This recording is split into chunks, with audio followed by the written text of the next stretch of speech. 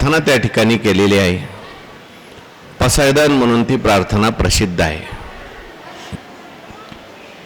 आपल्या विश्वात्मक देवाकडे ज्ञानेश्वर महाराजांनी जी मागणी केलेली आहे, संपूर्ण विश्वाच्या कल्याणाकरता, संपूर्ण विश्वाच्या शांतीकरता, त्या ठिकाणी ज्ञानेश्वर महाराज मागणी करत असताना, आता विश्वात्मके देवे येणे वागयज्ञे तोषावे, तोषोनी मज द्यावे पसाय दान हे मागणी मागतात.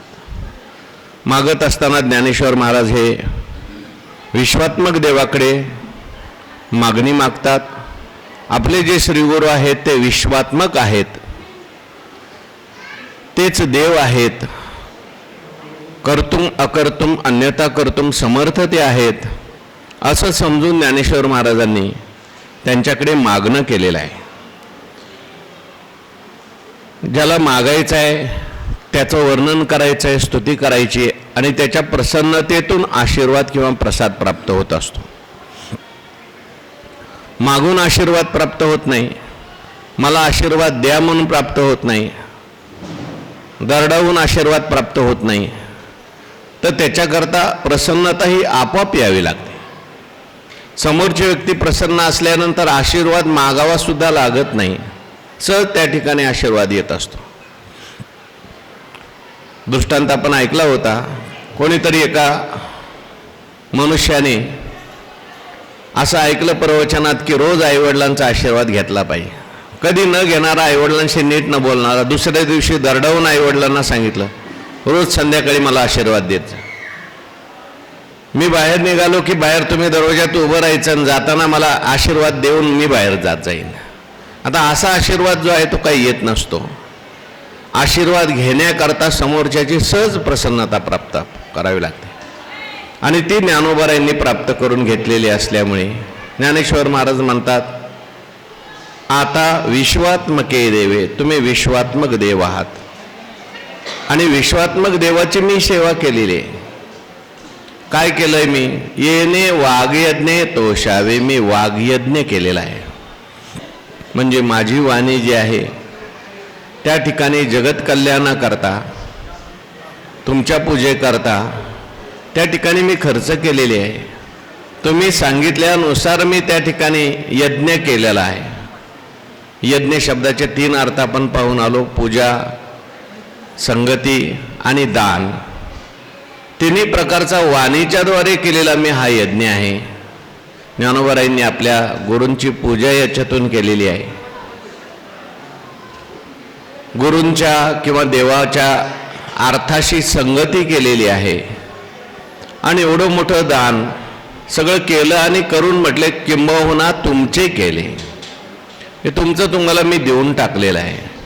यात येत माझे जे उरले पाईक पण, माझं मात्र आता इथं पाईक पण उरलेलं आहे, सेवक पण उरलेला आहे. मी सेवक जसा आहे तसाच आहे. तुम्हाला त्या ठिकाणी मी हे देऊन टाकलेलं आहे. दानही दिलं आणि या वागयज्ञाने तुम्ही तोषावे असं म्हटलंय. म्हणजे तुम्ही प्रसन्न झालं पाहिजे, कारण हा वागयज्ञ तुमच्या मनानुसारच मी केला आहे, तुमच्या संकल्पानुसार केलेला आहे, तुमच्या जगत कल्याणाच्या हेतू करताच मी केलेला आहे. म्हणून आता तुम्हाला प्रसन्न व्हायला काहीच हरकत नाही. म्हणून तोषोनी मज द्यावे पसाय दान हे. प्रसन्न झाल्यानंतर आता तुम्ही माझ्यावर प्रसन्न आहात, आता मला पसायदान मागायला कुठल्याही प्रकारे हरकत नाही. गुरु प्रसन्न असताना त्यांना विचारावं, गुरु प्रसन्न असताना त्यांना मागावं, परमात्मा प्रसन्न असताना त्याला मागावं. मग ज्ञानोबाराय या ठिकाणी गुरु प्रसन्न व्हा असं म्हणतात. आणि आता तुम्ही प्रसन्न झालेले आहात आणि मग मला तुम्ही काय द्या? पसायदान द्या. आता जरी याच्यामध्ये मला तुम्ही द्या म्हटलेलं असलं, मज म्हटलेलं आहे, तरीसुद्धा ज्ञानेश्वर महाराजांचा मी जो आहे हा काही संकुचित मी नाही. आपला मी जो असतो संकुचित असतो. आपलं मागणंसुद्धा जे असतं ते संकुचित असतं. जास्तीत जास्त आपण स्वतःकरता मागू, आपल्या घरातल्यांच्या करता मागू, आपल्या संबंधी लोकांच्या करता मागू. कारण आपला जो मी असतो तो किती केलं तरी संकुचितच मी असतो, पण ज्ञानोबरायांचा जो मी आहे तो काही संकुचित मी नाही. आपणची विश्व जाहला तरी भेदभाव सहजचे गेला, म्हणून द्वेषू ठेला जया पुरुषा. किंवा आपण पाठीमागे ओव्या म्हणून आलो, हे विश्वची माझे घर, ऐशी मती जयाची स्थिर, किंबहुना चराचर आपण जाहला. ज्ञानोबराय त्या ठिकाणी व्यापक झालेले आहेत, त्यांचा मी संकोचित नाही. महाभारतात वर्णन आलं, अयम निजहा परो वेत्ती गणना लघुचेतसाम उदारचरितानाम तू वसुधैव कुटुंबकम. हा माझा आहे, हा परका आहे. संकुचित चित्तवृत्तीवाल्या लोकांचं हे लक्षण आहे. म्हणजे उदारचरित लोक असतात, व्यापक अंतकरणाचे लोक असतात, त्यांच्याकरता ही वसुधा म्हणजे त्यांचं कुटुंब आहे. हे विश्वची माझे घर, ऐशी मती जयाची स्थिर, किंबहुना चराचर आपण जाहला. अशी त्यांची स्थिती असल्यामुळे ज्ञानोबरायांचा जो मी आहे हा संकुचित मी नाही. म्हणून आता हे जे मागणं मागितलंय त्याच्यात ज्ञानोबरायांनी स्वतःकरता काय मागितलंय? जे खळांचे व्यंकटी सांडो, तया सत्कर्मी रती वाढो, भूता परस्परे पडो, मैत्र जीवाचे,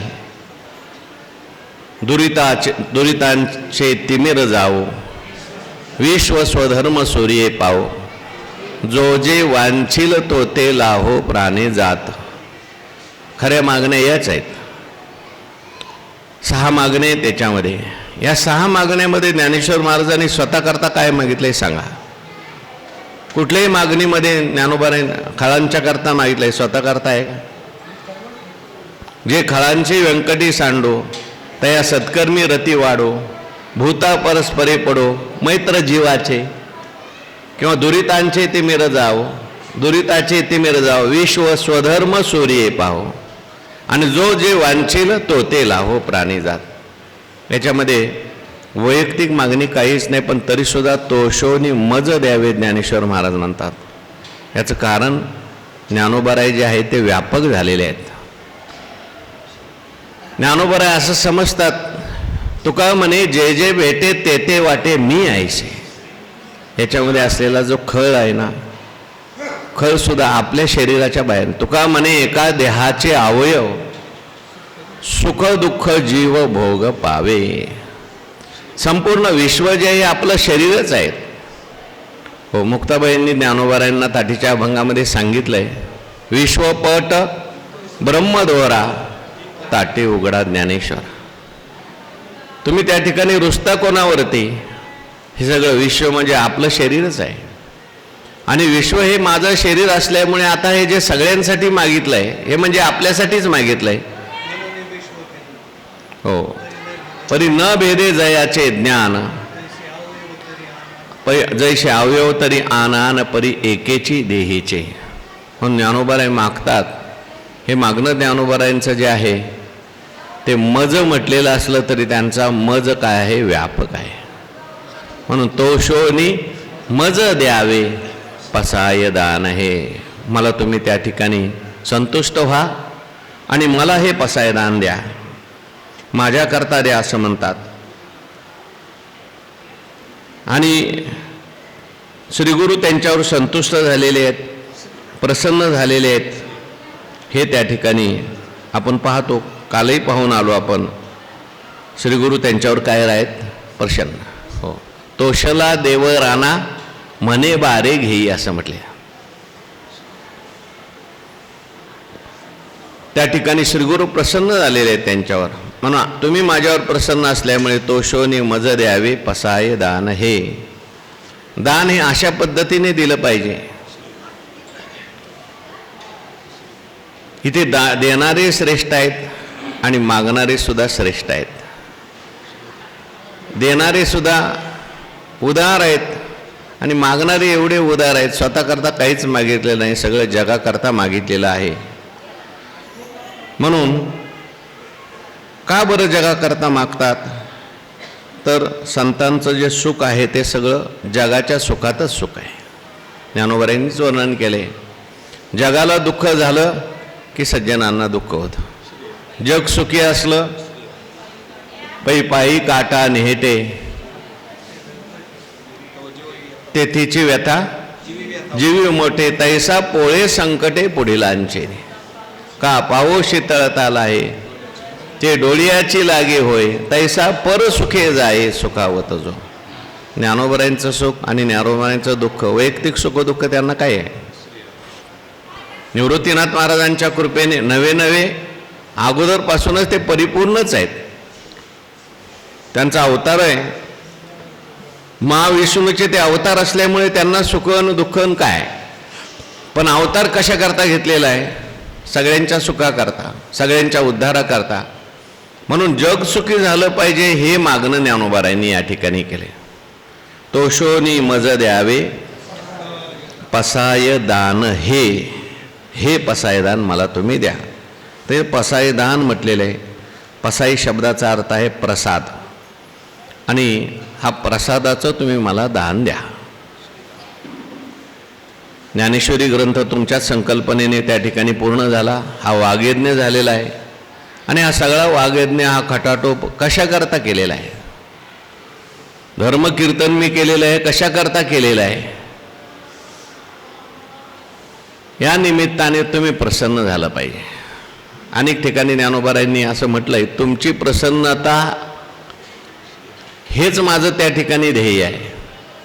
तुम्ही प्रसन्न व्हावं, माझ्यावर कृपा करावी.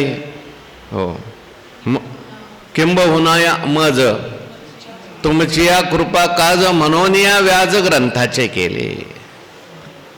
गुरु प्रसन्न व्हावेत एवढाच ज्ञानोबारांचा उद्देश असल्यामुळे. आणि प्रसन्नता तरी कशात? त्यांचा प्रसन्नता हाच एक प्रसाद आहे. प्रसाद शब्दाचा अर्थ आपण जेवढा समजतो तेवढा संकुचित नाही. हो, थोड्याशा लाया घेतल्या, चुरमुरे घेतले, खडीसाखर घेतली, पेढे घेतले, तोही प्रसाद आहे. परंतु तो स्थूल प्रसाद आहे देवाचा. खरा देवाचा प्रसाद आहे प्रसादस्तु प्रसन्नता. देखिए अखंडित प्रसन्नता आथी जेथ चित्ता, रिगणे नाही समजता संसार दुःखा. मन प्रसन्न राहणं हा खरा देवाचा प्रसाद आहे. आपल्याला देवाचा प्रसाद मिळाला का नाही कशावरून ओळखायचं? आपलं मन प्रसन्न राहतंय का नाही त्याच्यावरून ओळखायचं. म्हणून मला एक प्रसाद पाहिजे. पण ज्ञानोबारायांनी जो मागितलेला प्रसाद आहे हा स्थूल प्रसाद नाही मागितला. खडीसाखर द्या, नारळ द्या, आमच्या मुलाला मुलगा होत नाही, तुमच्या कृपेने कदाचित होईल, अमुक होईल तमुक होईल, असा लौकिक काही प्रसाद मागितला नाही ज्ञानेश्वर महाराज. ज्ञानोबारायांनी कोणता प्रसाद मागितलाय? जे पुढचा प्रसायदान हे म्हटलं, हे म्हणजे पुढे जे सांगणार आहेत. आता पहिल्या 2 ओव्यामध्ये ज्ञानेश्वर महाराजांनी 6 मागण्या केलेल्या आहेत, आणि या 6 मागण्या परिपूर्ण व्हाव्यात म्हणून पुढची संतांच्या भेटीची मागणी केलेली आहे.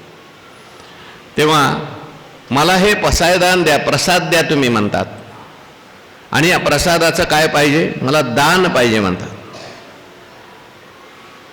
दान का म्हटलं तर या दान शब्दातून निवृत्तीनाथ महाराजांचं दातृत्व ज्ञानेश्वर महाराज सुचवत आहेत. तुम्ही दाते आहात. अनेक ठिकाणी आपण मागे चिंतन करून आलो, निवृत्तीनाथ महाराजांना दाता म्हटलेलं आहे. हे असो विस्मो दातारा, तो होशी जयाचा सोयरा, सोयरिकेच्या व्यवहारा मुकेची तो. तुम्ही दाते आहात. निवृत्ती दातार म्हटलेलं आहे, आणि सामान्य दाते नाहीत. त्यांनी काय दान दिलेलं आहे? ज्ञानेश्वरीचं दान दिलं, ज्ञानाचं दान दिलेलं आहे. जे काही गुरुपरंपरेने ज्ञान एवं गुरुक्रमे लाधले, समाधी धन जे आपुले, ते ग्रंथे बांधून दिदले गोसावी मज. समाधी धन दिलेलं आहे, हे सामान्य दान नाही आहे. म्हणून एक शिष्य एक गुरु ही परंपरा त्यांनी मोडली, आणि ते व्यापक केलं. त्याला सगळ्या जगाच्या कल्याणाकरता, सगळं जग सुखी व्हावं म्हणून त्यांनी हे दान दिलं. म्हणून दान शब्दामध्ये एक तर निवृत्तीनाथ महाराजांचा दातृत्व सुचवलेलं आहे, आणि दुसरं दान शब्दातून निवृत्त भगवान ज्ञानेश्वर महाराज त्या ठिकाणी मला काही भीक नको असं म्हणतात. मला दुसरं दान शब्दातून सांगितलं, भीक वेगळी आहे आणि दान वेगळं आहे. भिकेमध्ये स्वातंत्र्य नाही, पण दानामध्ये काय असतं? स्वातंत्र्य असतं. सात्विक दानाचा प्रकार सांगत असताना गीतेत भगवान परमात्मा सांगतात, दातव्यम इति यत् दानम दीयते नुपकारिणे देशे काले च पात्रे च तद् दानम सात्विकम सुनृतम. दातव्यम इति यत् दानम दीयते अनुपकारिणे. कुठले प्रतिउपकाराची इच्छा न करता द्या. कदाचित माझ्याकडून कोणता प्रतिउपकार झाला असेल नसेल, पुढे होईल सांगता येत नाही. तुका म्हणे दान सेवा घेतल्या वाचून, माझ्याकडून तुमची सेवा घडणार नाही, घडली नसेल कदाचित, पण तुम्ही दाते असल्यामुळे तुम्ही काय करा, मला दान द्या. माझा जरी अधिकार नसला तरी सुद्धा मला तुम्ही द्या. आणि म्हणून दान मागितलं ज्ञानेश्वर महाराजांनी. आता विश्वात्मके देवे येणे वाग्यज्ञे तोषावे तोषोनी मज द्यावे पसाय दान हे पसाय दान द्या असं म्हणून ज्ञानोबा आता प्रत्यक्ष मागायला सुरुवात करतात. काय मागितलं ज्ञानेश्वर महाराजांनी ते पुढच्या ओळीमध्ये, जे खळांची व्यंकटी सांडो तया सत्कर्मी रती वाढो भूता परस्परे पडो मैत्र जीवाचे. काय मागितलं ज्ञानोबारायांनी? म्हटले, जे खळांची व्यंकटी सांडो. जगातले जेवढे खळ असतील त्या खळांची व्यंकटी, व्यंकटे म्हणजे दुष्ट असलेली बुद्धी, वाकडी असलेली बुद्धी, ती बदलो, ती दूर हो. केवळ खळांची व्यंकटी सांडो असं म्हटलं नाही, तर तया सत्कर्मी रती वाढो. सत्कार्यामध्ये त्यांची रती म्हणजे आवड, प्रेम, आसक्ती वाढो म्हटलंय. सत्कर्मात ते प्रवृत्त हो असं म्हटलं आणि ते वाढो म्हटलंय.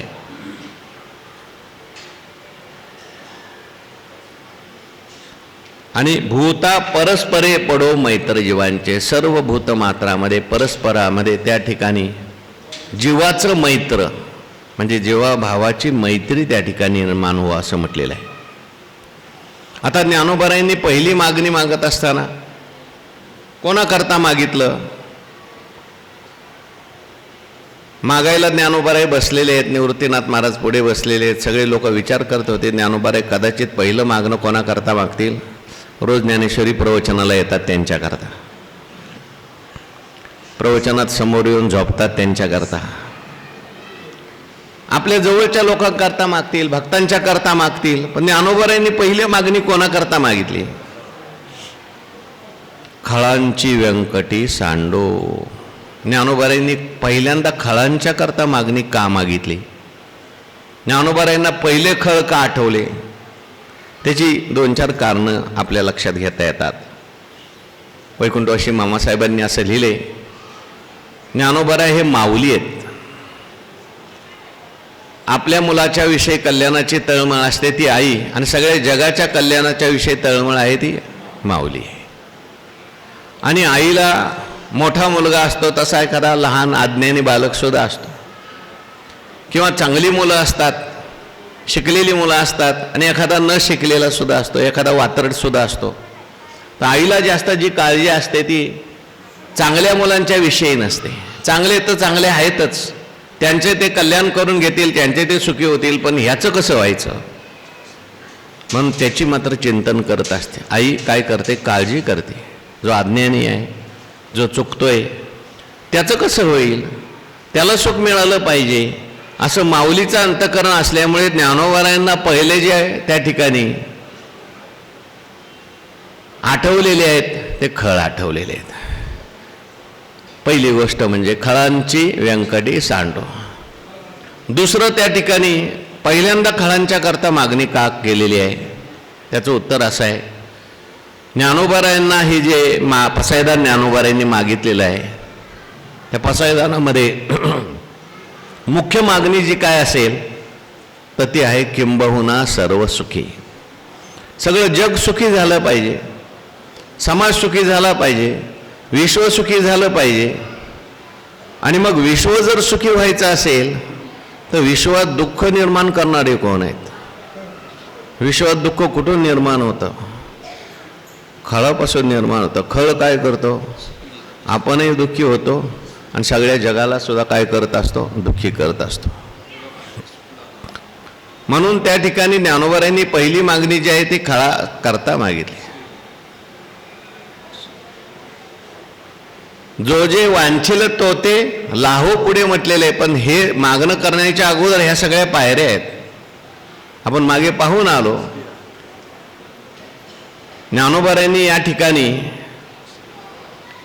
एका मनुष्याच्या जीवनामध्ये पार खलत्वापासून तर त्याच्या किंबहुना सर्व सुखीपर्यंतचा प्रवास कसा झाला पाहिजे, मनुष्याच्या जीवनामध्ये सर्व सुखी व्हायचं असेल तर सामान्य अवस्थेपासून तर सर्व सुखी अवस्थेपर्यंत त्याला जाण्याकरता काय काय पायऱ्यातून जावं लागेल, काही काही प्रक्रिया त्याच्या जीवनात घडल्या पाहिजेत, तर त्याचं जीवन सर्वसुखी होईल. हा मानसशास्त्राचा विचार करून ज्ञानोबारायांनी हे पसायदान लिहिले. केवळ बाह्य परिवर्तनाकरता नाही, वृत्ती परिवर्तनाकरता लिहिले. ज्ञानोबारायांनी कदाचित असं म्हटलं असतं निवृत्तीनाथ महाराजांना किंवा देवाला, हे सगळं जग सुखी झालं पाहिजे,